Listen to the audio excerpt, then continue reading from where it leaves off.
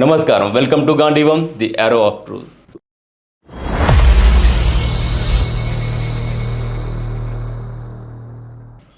మనం రోజంతా కష్టపడి పని చేసిన తర్వాత మెదడుకు కాస్త విశ్రాంతిని ఇవ్వడానికి సెక్యులరిజం అనే మత్తులో జోగుతూ పెద్దగా ఆలోచించాల్సిన అవసరం లేని రియాలిటీ షోలను చూస్తూ కాలక్షేపం చేస్తుంటాం.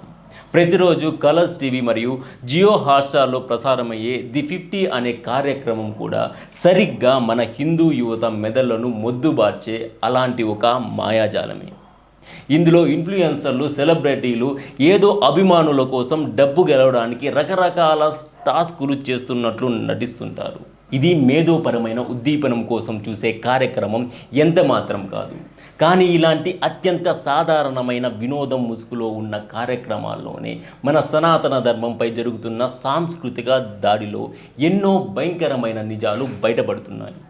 ఈ షోలో మిలియన్ల కొద్దీ ఫాలోవర్లు ఉన్న ఫైజల్ షేక్ అంటే అందరికీ తెలిసిన మిస్టర్ ఫైజు తోటి కంటెస్టెంట్లతో మాట్లాడుతూ తన గ్రోమింగ్ గురించి ఒక పచ్చి నిజాన్ని బయటపెట్టాడు.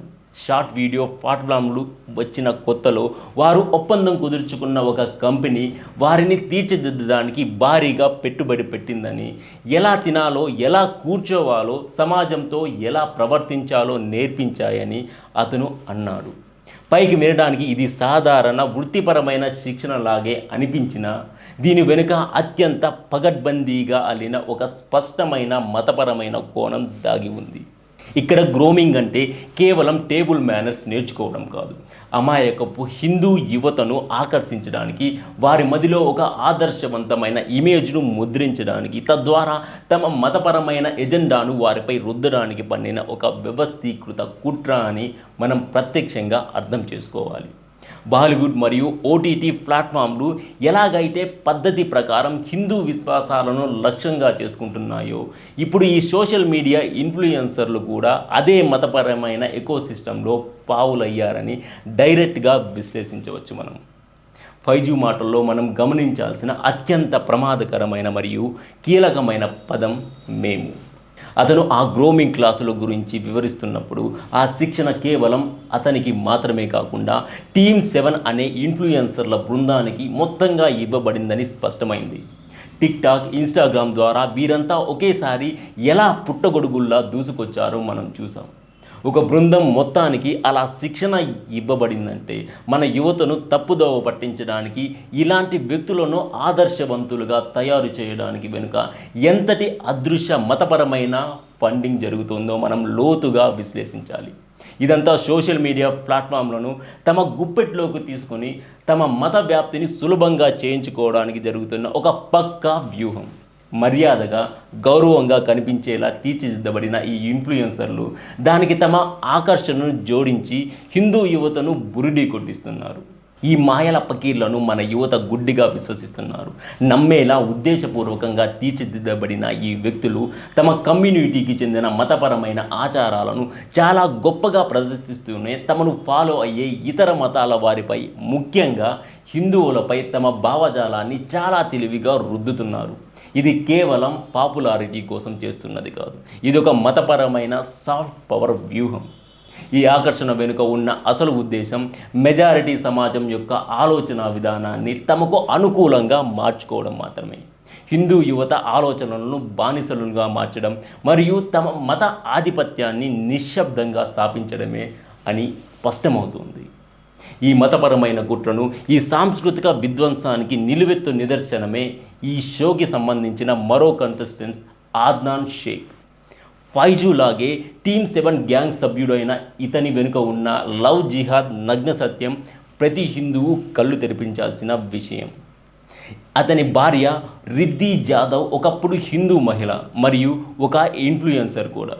కానీ అతన్ని వివాహం చేసుకునే ముందు ఆమెను పక్కా ప్రణాళికతో బ్రెయిన్ వాష్ చేసి ఇస్లాంలోకి మార్చి ఆయేషా షేక్గా నామకరణం చేశారు. హిందూ సాంప్రదాయాలకు విరుద్ధంగా షార్ట్స్ వేసుకొని గుడికి వెళ్ళాలని ఒకప్పుడు అహంకారంగా పట్టుబట్టిన అదే రిద్ధి నేడు తల నుండి కాలి వరకు నల్లటి బుర్కాలో బందీగా మారిపోయి ఈద్ షాపింగ్ చేస్తున్న దృశ్యాలు ఆన్లైన్లో వైరల్ అయ్యాయి. ఇదంతా ఆయేషా వ్యక్తిగత నిర్ణయమని అద్నాన్ బుకాయించిన ఖల్సా కాలేజీలో చదువుతున్న రోజుల నుంచే ఆమెను వలలో వేసుకోవడానికి బైక్పై స్టంట్ చేసేవానని అతనే స్వయంగా అంగీకరించాడు.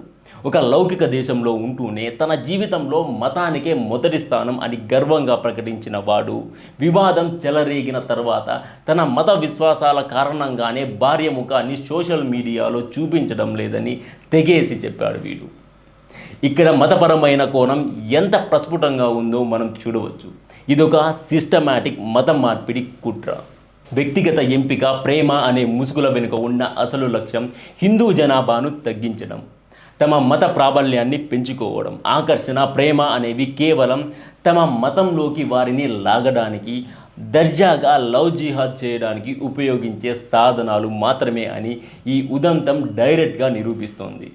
ఈ ఆందోళనకర పరిస్థితులకు, ఈ మతపరమైన దండయాత్రకు కారణం కేవలం ఆ ఇన్ఫ్లుయెన్సర్లు మాత్రమే కాదు, మన హిందూ సమాజాన్ని పట్టి పీడిస్తున్న నకిలీ సెక్యులరిజం జాడ్యం కూడా. ఈ మొత్తం వ్యవహారంలో అత్యంత బాధాకరమైన విషయం మన ధర్మం పట్ల మనకున్న ఉదాసీనత. నేటి హిందూ కుటుంబాలు మతం గురించి, మన సనాతన ధర్మం యొక్క వైభవం గురించి పిల్లలకు చెప్పడం మానేశారు.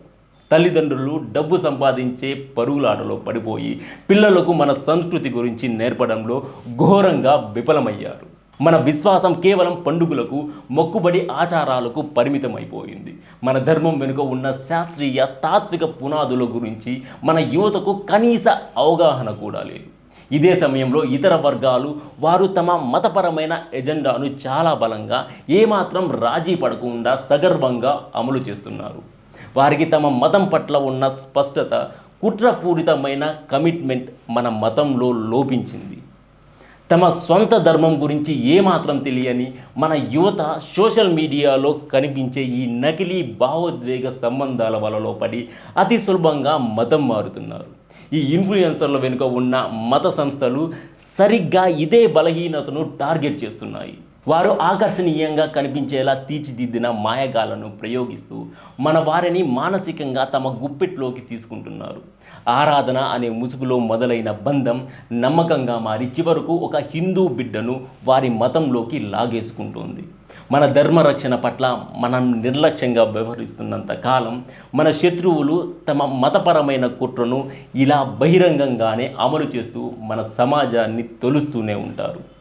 భారతదేశం సనాతన ధర్మానికి పుట్టినిల్లు, ఎందరో మహర్షులు నడయాడిన పవిత్ర భూమి.